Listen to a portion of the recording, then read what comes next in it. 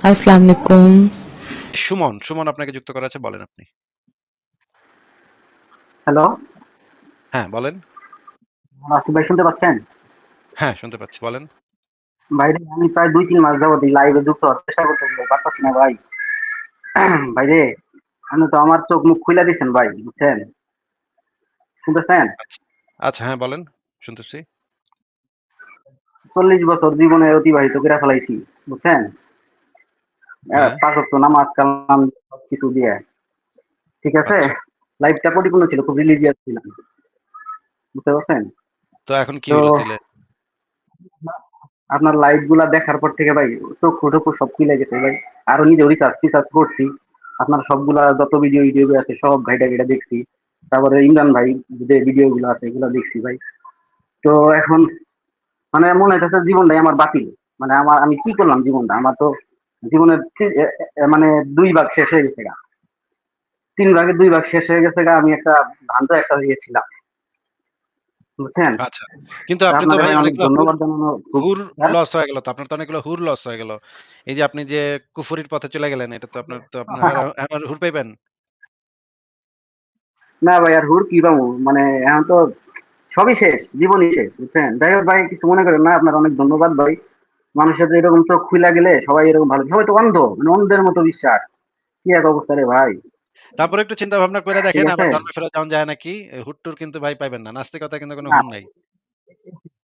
না, এখন ভাই আমার আপনার কাছে, আপনি হলো গুরু, সবার গুরু, ঠিক আছে? আর আপনার কাছে আমার ২টা প্রশ্ন আছে, যদি দিতে আমার খুব মানে উপকার হইতে পারে। আচ্ছা, বলেন। আমি কি প্রশ্ন করতে পারি? হ্যাঁ, বলেন। এখন কথা হলো ভাই, ইসলাম ধর্ম তো একদম একটা বানোয়াট মিথ্যা একটা ধর্ম, ঠিক আছে? এটার মধ্যে কোনো, এই কথার মধ্যে কোনো সন্দেহ নাই, ঠিক আছে? কিন্তু অন্যান্য ধর্মগুলা, এগুলার মধ্যে তো কোনো একটা ধর্ম সত্য তো হতে পারে, এরকম কি আপনার মনে হয়? আমাকে একটু বলবেন। না, মানে এরকম আপনি তো মনে অনেক হয় না। ঘাটাঘাটি করছেন, আপনি জানেন। না, এরকম মনে হয় আমি না। তো এত আপনার মতো জ্ঞান নাই আমার, বুঝছেন? না ভাই, এরকম মনে হয় আর না। ভাই, আর খ্রিস্ট ধর্ম যে যে ব্যাপারটা এখানে, মানে আপনার এই যে যিশুর অনেক কিছু দেখছি, মানে সরি ওই ইগুলা পড়ছি অনেক কিছু। তো এটা একটু অ্যামাজিং লাগতেছে আমার কাছে। এখন আমি কি করতে পারি? মানে খ্রিস্ট ধর্ম কেন এখন নয়? এটা কি একটা, কি আমাদের একটু যুক্তি দেখাইতে পারবেন? আমি এখন কি আসলে আপনার খুব বিভ্রান্তিতে। খ্রিস্টান ধর্মের হুর পাওনের খায়েশ জাগছে নাকি? না, না ভাই, তা না। কিন্তু মানে একটু ওই যে ফেসবুকে স্ক্রল করতে, করতে আপনার আসছে যে ঈসা মসির জীবনী, মানে ওদের একটা ট্র্যাপ বলতে পারেন। তা আমি ওখানে করছি, পরে অনেকগুলা পাঠাইছে। পরে আমি কিছু পড়ছি, হ্যাঁ? তো এখন আমার কাছে যে আপনার কাছেই মানে খুব চেষ্টা করতেছি লাইভে যুক্ত হওয়ার জন্য। যে খ্রিস্টান ধর্মটা কেন না? এটাও কি কোনো বানোয়াট ধর্ম? এটা কি আপনি একটু পড়াশোনা করে বুঝছেন? এরকম আমার একটা এক্সপেরিয়েন্স দেন ভাই। আপনি দয়া করে আমারে ভাই, ভুল এটা বুঝেন না একটা আপনি। ধর্ম সম্পর্কে তো আমি আপনাকে ৫ মিনিটের লাইভে তো আপনাকে আমি কি বইলা দিতে পারব না ভাই। এটা এরকম। না, না, তারপরে এটা তো ভাই সম্ভব না। আপনার আপনি একটু ধারণা দয়া কি করে ভাই? আপনি একটু আপনার, দয়া করে হ্যাঁ, কথা শুনেন আগে। হ্যাঁ, হ্যাঁ?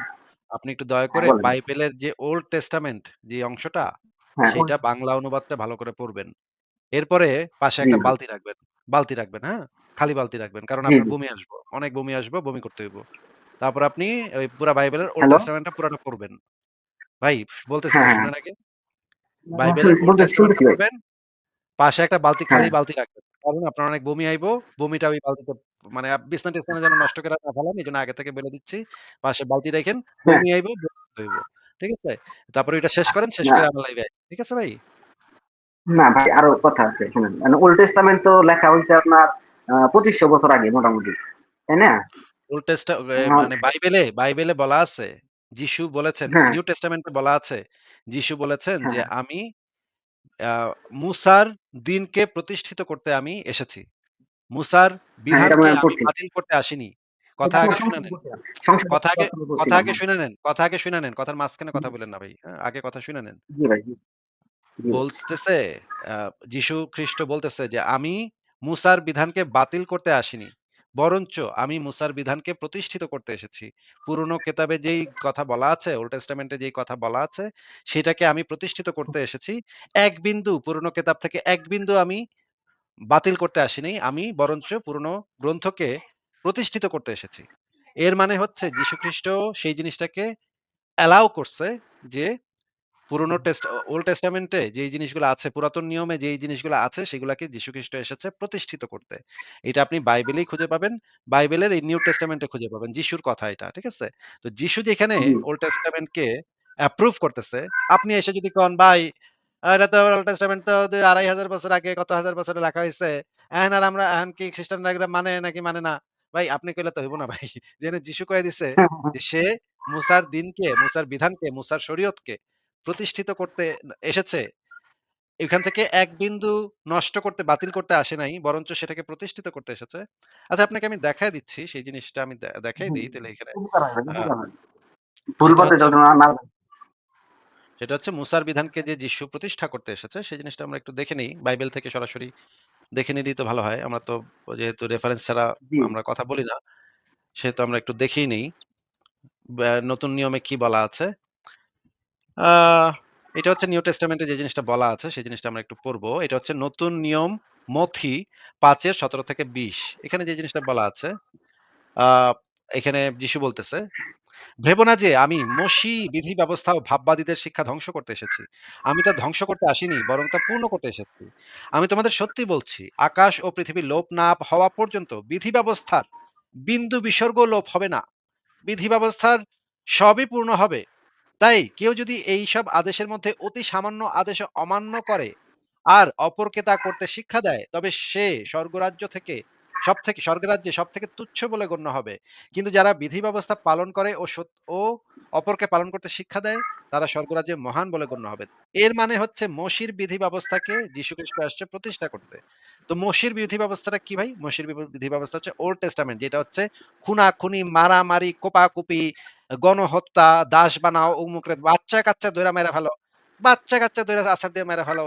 তারপরে গণহত্যা চালাও। ওদের ওদের মাইয়াদেরকে গনিমতের মাল বানায় নিয়ে আসো। এত নোংরা, নোংরা কথা ওল্ড টেস্টামেন্টের ভিতরে আছে। এত নোংরা কথা ওল্ড টেস্টামেন্টের ভিতরে আছে। এইজন্য আপনাকে বলছি পাশে একটা বালতি রাখবেন। বালতিতে আপনার বমি আইবো। বমিটা ওই যেন বালতিতে পড়ে, বিছনা-টিছনা যেন বাসায় না ফেলেন ভাই। ওল্ড টেস্টামেন্ট হইতেছে এই যে একদম কোরআনও একদম ওল্ড টেস্টামেন্ট থেকে অনেক কিছু কপি করছে। এই কারণে ওল্ড টেস্টামেন্ট হচ্ছে সবচাইতে জাউরা জাউরা বই। এক্কেবারে সবচাইতে জাউরার বাচ্চা জাউরা যেগুলা এগুলা লিখছে। এই ওল্ড টেস্টামেন্টের এই সমস্ত বগিচগি লিখছে। একদম বেজাত, একদম জাউরা। এবং এইগুলা থেকে আবার কোরআন থেকে কপি-টপি মাইরা কোরআনও এরকম জঙ্গিবাদী হইছে। ভাই এইগুলা হইতেছে পুরা সেফ জঙ্গিবাদী বই। এই ওল্ড টেস্টামেন্ট এবং কোরআন এই ২ টাই হইতেছে ২ টা জঙ্গিবাদী বই ভাই। সুমন ভাই আপনি কি কিছু বলবেন? দেখছেন, রেফারেন্স দেখছেন? না, সুমন সাহেবের কোনো কথা শুনতে পাওয়া যাচ্ছে না। তাহলে বিদায় জানাই। ভাই মানে কি মানে উদ্ভট সব কথাবার্তা যে ইসলাম ছাইড়া এখন নাকি তার মানে খ্রিস্টান ধর্ম ভালো লাগে। আরে খ্রিস্টান ধর্ম তো আরো খারাপ, খারাপ কথা লেখা আছে। মানে লক্ষ, লক্ষ নারী পুড়ায় মারছে। ইউরোপে লক্ষ, লক্ষ মেয়েরে পুড়ায় মারছে। একটা বাইবেলের একটা ভার্সের জন্য যে বাইবেলের ভার্সে বলা আছে, আপনারা দেখেন বাইবেলের ভার্সে যেটা বলা আছে যে মেয়েরা নাকি আ মেয়েরা নাকি এই শিক্ষা দিতে পারবে না। দেখেন আপনারা এই বাইবেলে কি লেখা? মানে মেয়েরা শিক্ষা দিতে পারবে না। মেয়েরা পুরুষের থেকে উপরে উঠতে পারবে না। আমরা দেখি যে কি লেখা আছে। বাইবেলে যেটা বলা আছে যে, "মহিলাকে সমস্ত বশীকরণের সাথে নীরবে শিখতে দিন। কিন্তু আমি কোন স্ত্রীলোককে শিক্ষা দিতে বা পুরুষের উপর কর্তৃত্ব করার জন্য নয়।" এখানে যে জিনিসটা বলা আছে আমরা একটু এই যে এটা হচ্ছে তিমথিও ২ এর ১১ থেকে ১২ তে এই জিনিসটা বলা আছে। মানে নারীরা নীরবে থাকবে, বশীভূত থাকবে। তারপরে আপনারা যদি আরো দেখেন যে নারীকে সৃষ্টি করা হয়েছে কেন? নারীকে সৃষ্টি করা হয়েছে। এই একই কথা। ওই কোরআনে যেটা বলা আছে। কারণ পুরুষটি মহিলার জন্য নয়, পুরুষের স্ত্রীলোক উভয় পুরুষকে মহিলার জন্য সৃষ্টি করা হয়নি, কিন্তু পুরুষটির জন্য মহিলা। আ দেখেন এখানে যে জিনিসটা বলা আছে, দেখেন স্ত্রীলোকের জন্য পুরুষের সৃষ্টি হয়নি, কিন্তু পুরুষের জন্য স্ত্রীলোকের সৃষ্টি হয়েছিল। এটা হচ্ছে সরাসরি বাইবেল থেকে। করিন্থীয় ১১ র ৮ থেকে ৯। এরপরে যেমন ধরেন বাইবেলে হচ্ছে আ এই যে বাইবেলে যে নারী শিক্ষা দিতে পারবে না, এটার জন্য যেই নারীরা জ্ঞানে বিজ্ঞানে এগিয়ে গিয়েছিল তাদেরকে খ্রিস্টানদের যে চার্চ, ক্যাথলিক চার্চ সেটা কয়েকশো বছর ধরে লক্ষ, লক্ষ মেয়েকে উইচ হান্টিং এর নামে তাদেরকে উইচ আখ্যা দিয়ে, তাদেরকে ডাইনি আখ্যা দিয়ে তাদেরকে লক্ষ, লক্ষ নারীকে পোড়ায় মারছে। একদম জীবন্ত পোড়ায় মারছে। হুম?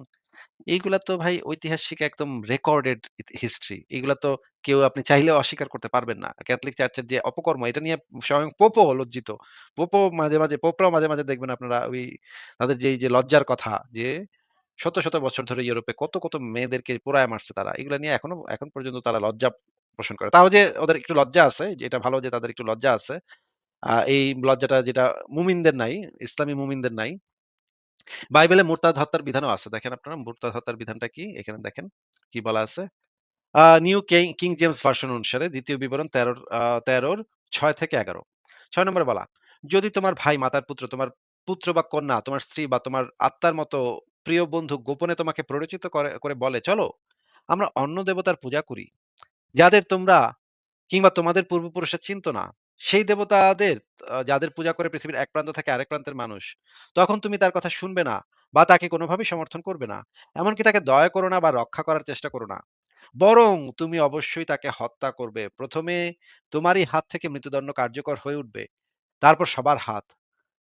তুমি তাকে পাথর ছুঁড়ে হত্যা করবে। কারণ সে তোমাকে তোমার প্রভু, তোমার ঈশ্বরের কাছ থেকে সরিয়ে নিয়ে যেতে চেয়েছিল, যিনি তোমাকে মিশরের দাসত্ব থেকে মুক্ত করেছিলেন। যাতে পুরো ইসরাইল এই ঘটনা শুনে ভয় পায় এবং ভবিষ্যতে এমন দুষ্ট কাজ করার সাহস না করে। দেখেন মুরতাদের হত্যার বিধান বাইবেলের ভিতরে আছে এবং আমরা জানি যে এটা হিন্দু ধর্মের ইসের ভিতর বেদের ভিতরেও আছে। এই যে দেখেন আপনারা বাইবেলে কি বলা আছে এইখান থেকে আপনারা পড়ে নিতে পারেন। এগুলো হচ্ছে সব জঙ্গিবাদী কথাবার্তা, ভয়ংকর জঙ্গিবাদী কথাবার্তা। এই সমস্ত কথাবার্তা এখন সভ্য সমাজে এগুলো বললে তো ভাই এগুলো এক্কেবারে পুলিশে ধইরা বাইরা পাছার হাড্ডি ভেঙে দিবে। এগুলা তো এখন সভ্য সমাজে বলা, আপনি এটা পোস্টও করতে পারবেন না। আপনি যদি মানে মনে করেন Facebook এ পোস্ট করেন দেখবেন খাইছে। এটা টেরোরিজম এর আন্ডারে এটা ব্লক খায় গেছে। ওই লেখাটা ব্লক খায় গেছে। অনেক হাদিস আছে যেগুলা, অনেক হাদিস, অনেক কোরআনের আয়াত আছে যেগুলো আপনি মানে Facebook ও সোশ্যাল মিডিয়াতে শেয়ার করতে পারবেন না। শেয়ার করলে দেখবেন জঙ্গিবাদে বলবে যে এটা তুমি টেরোরিজম করতেছো, প্রচার করতেছো। এটাকে মানে ব্লক মেরে দিবে। তাইলে মানে ধর্মগ্রন্থ তো এরকম মানে ব্লক খাবে কেন? এটা তো ধর্মগ্রন্থ ঈশ্বর থেকে আসা, তাই না? তাইলে এগুলো ব্লক খায় কেন? আপনাদের কি মাথায় এগুলো ঢুকে না যে এই সমস্ত কথাবার্তা কেন আ মানে এআই ট্র্যাক করে এগুলাকে ব্লক করে দেয়? বুঝেন না আপনারা? মানে কি একটা অবস্থা ভাই। মানে আল্লাহর থেকে Facebook এখন এআই এখন শক্তিশালী হয়ে উঠছে। আচ্ছা ঠিক আছে, পরের জনকে যুক্ত করি।